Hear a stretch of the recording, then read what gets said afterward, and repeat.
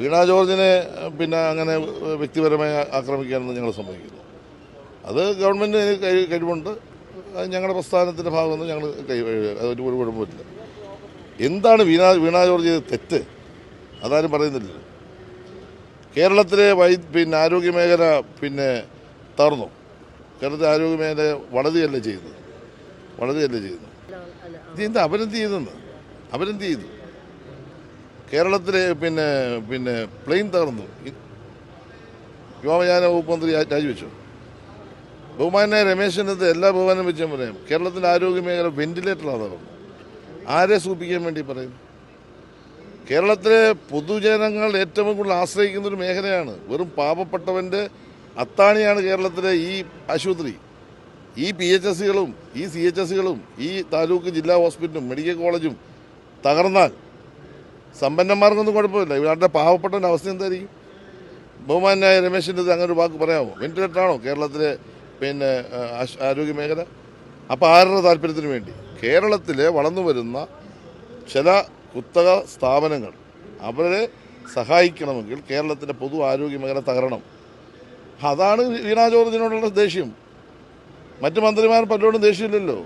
അവരോട് ദേഷ്യമില്ലാത്തത് ഇപ്പം അവർ ആവശ്യമില്ല. ഇപ്പം ആവശ്യം ഈ കോപ്പറേറ്റുകളുടെ ഹോസ്പിറ്റലുകൾക്ക് സഹായം ചെയ്ത് കൊടുക്കണം.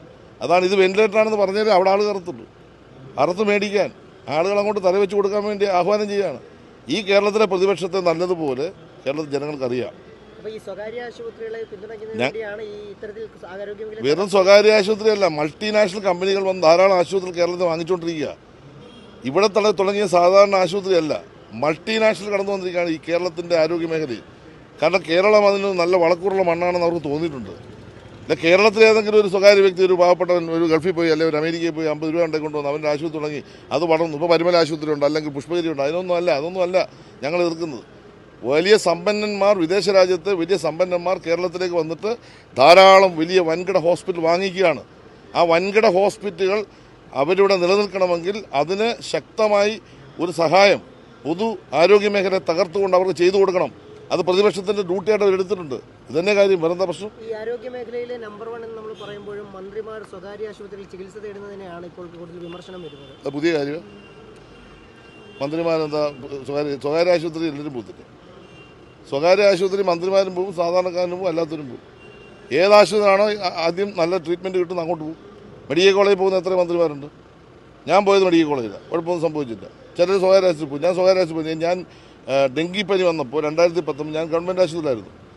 ഗവൺമെൻറ് ആശുപത്രി ചികിത്സ കൊണ്ട് ഞാൻ മരിക്കാൻ സാധ്യത വന്നപ്പോൾ എന്നെ അമൃതയെ കൊണ്ടുവന്ന് ശുപാർശ ചെയ്തു. എന്നെ അമൃതയെ കൊണ്ടുപോയി. ഞാൻ അവിടെ ചെന്ന് 14 ദിവസം ബോധമില്ലായിരുന്നു. ഞാൻ രക്ഷപ്പെട്ടു. അപ്പോൾ അമൃത ഹോസ്പിറ്റൽ മോശമാണോ? അതൊക്കെ ഈ നാട്ടിൽ വ്യവസ്ഥാപിതപരമായ കാര്യമാണ്. അത് ചികിത്സിക്കേണ്ട ഹോസ്പിറ്റൽ എവിടെയും പാ. സ്വകാര്യ മേഖലയിൽ കൂടുതൽ ടെക്നോളജി ഉള്ള ഹോസ്പിറ്റലുണ്ട്. അത്രയും ചിലപ്പോൾ സർക്കാർ ആശുപത്രി വന്ന് കാണത്തില്ല.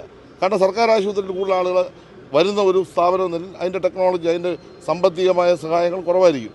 ഒരു സ്വകാര്യ ആശുപത്രി കൂടുതൽ ടെക്നോളജി വരും. അപ്പോൾ കൂടുതൽ ചികിത്സ അവിടെ കിട്ടും, അങ്ങോട്ട് പോകണം. അതൊക്കെയാണ് ഇവിടുത്തെ പ്രശ്നം. ഇവിടുത്തെ പ്രശ്നം എന്താ? സാധാരണക്കാരനെ ആശ്രയിക്കുന്ന പൊതുജനാരോഗ്യ മേഖല തകർക്കാൻ നടത്തുന്ന ഗൂഢാലോചനയാണ്. അതിനകത്ത് ഒരു ബലിയാടാക്കിയിരിക്കുകയാണ് വീണ ജോർജിനെ. ഇല്ല, പാവം സ്ത്രീ അവരെന്ത് ചെയ്തു? ചെയ്യണം? അതുകൊണ്ടല്ലേ എല്ലാവരും ഇവിടെ ഇറങ്ങിയിരിക്കുന്നത്. അതൊന്നും ഞങ്ങൾ അംഗീകരിച്ചു കൊടുക്കത്തില്ല, ഒരു തരത്തിലും അംഗീകരിച്ചു കൊടുക്കത്തില്ല. വീണ ജോർജിനെ സംരക്ഷിക്കും, പൊതുജനാരോഗ്യത്തെയും ഞങ്ങൾ സംരക്ഷിക്കും. സംശയം എന്താ? ഈ പഞ്ചായത്ത് തെരഞ്ഞെടുപ്പിലും അസംബ്ലി തെരഞ്ഞെടുപ്പിലും അവർ അധികാരത്തിൽ വന്ന രൂപത്തിലല്ലേ. കേരളത്തിൽ കോൺഗ്രസിൻ്റെ 4-5 പേര് മുഖ്യമന്ത്രി ആയിക്കഴിഞ്ഞിട്ട്, ക്യാബിനറ്റ് മന്ത്രിമാരാണ് തീരുമാനിച്ചു കഴിഞ്ഞിട്ട്, അടുത്ത 1 വർഷം കഴിഞ്ഞ് മത്സരിക്കേണ്ട ഓരോ 30 പേരുടെ ലിസ്റ്റ് ഇപ്പോൾ ഇറങ്ങിയല്ലോ. അപ്പോൾ അവർക്ക് സത്യം പറഞ്ഞാൽ ഇവർക്ക് വട്ടുപിടിച്ചിരിക്കുക, മാനസിക രോഗം വന്നിരിക്കുക. ഭ്രാന്താണ്. കാരണം അധികാര ഭ്രാന്ത്. കാരണം ഇതിലൂടെ കിട്ടിയില്ല പോയി. ഞങ്ങൾ 3-ാം തവണ വരുമെന്നൊരു തോന്നലിലേക്ക് അവരെത്തി. അതിൻ്റെ ഒരു വിപ്രാളമാണ്. അത് വിപ്രാളം. നിങ്ങളിപ്പോൾ ഇങ്ങനെ ഭ്രാന്താന്ന് പറഞ്ഞ വ്യക്തിയല്ലല്ലോ, അധികാരഭ്രാന്ത്. ആ അധികാരഭ്രാന്തിലേക്ക് അവരെത്തി എന്നുള്ളതിന് ഏറ്റവും വലിയ തെളിവാണല്ലോ. മുഖ്യമന്ത്രി സ്ഥാനം ചിലർ തീരുമാനിച്ചു കഴിഞ്ഞു, ചിലർ ക്യാപ്റ്റനാകുന്നു, ചിലർ മേജറാകുന്നു, ചിലർ ജവാനാകുന്നു. ഇങ്ങനെ പല രൂപത്തിലല്ലേ ഇപ്പോൾ ആ പാർട്ടിയുടെ സ്ഥിതി.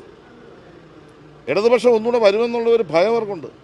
അതുകൊണ്ട് യാതൊരു സംശയം വേണ്ട, ഇടതുപക്ഷ മുന്നണി ഗവൺമെൻറ് ഈ കഴിഞ്ഞ 9 വർഷം കേരളത്തിൽ ചെയ്ത വികസനം കേരള ജനങ്ങൾക്കറിയാം. നോക്കൂ, റോഡുകൾ, പാലങ്ങൾ, സ്കൂൾ കെട്ടിടങ്ങൾ, ആശുപത്രികൾ, അഭൂതപൂർവ്വ മാറ്റം കേരളത്തിലുണ്ടായത്. ഉമ്മൻചാണ്ടിയുടെ കാലത്ത് എന്ത് വികസനം കേരളത്തിൽ നടന്നു? ഞാനത് ഇപ്പോൾ ഭൂമിയിൽ ഞാനത് വിമർശിക്കുകയല്ല. ആ ഗവൺമെൻറ് കാലത്ത് എന്താണെന്ന് ഈ കേരളത്തിൽ നടന്ന വികസനം ഇടതുപക്ഷത്തിൻ്റെ കാലത്താണ്. സ്വപ്ന പദ്ധതികൾ, നാഷണൽ ഹൈവേ യാഥാർത്ഥ്യമാകുന്നു, ദേശീയപാത യാഥാർത്ഥ്യമാകുന്നു, അതുപോലെ തന്നെ നമ്മുടെ ഗ്യാസ് ലൈൻ യാഥാർത്ഥ്യമാകുന്നു, മലയോര ഹൈവേ യാഥാർത്ഥ്യമാകുന്നു. ഇത് ചെറിയ കാര്യമാണ് കേരളത്തിൽ നടക്കുന്നത്. 65 ലക്ഷം ആൾക്ക് പെൻഷൻ കൊടുക്കുന്നു. ഇത്രയും കാര്യങ്ങളൊക്കെ ഈ കേരളത്തിൽ 600 രൂപ 1500 എത്തുമ്പോൾ നിങ്ങൾ മീഡിയ അതൊക്കെ സപ്പോർട്ട് ചെയ്യും.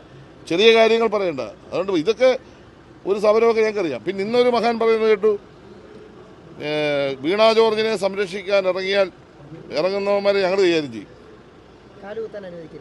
എന്നൊക്കെ പറയുന്നത് കേട്ടു. കേരളം എന്താ നല്ല പിടിയില്ലാത്തതുകൊണ്ടാണ്. വെറുതെ ഞങ്ങളെയൊക്കെ ഇറക്കാതിരിക്കുന്നതാണ് അവർക്ക് നല്ലത്. ഏറ്റവും പുതിയ വാർത്തകളും വിശേഷങ്ങളും വിരൽത്തുമ്പിലറിയാൻ സീ മലയാളം ന്യൂസ് എല്ലാ ഡിജിറ്റൽ പ്ലാറ്റ്ഫോമുകളിലും ലഭ്യം.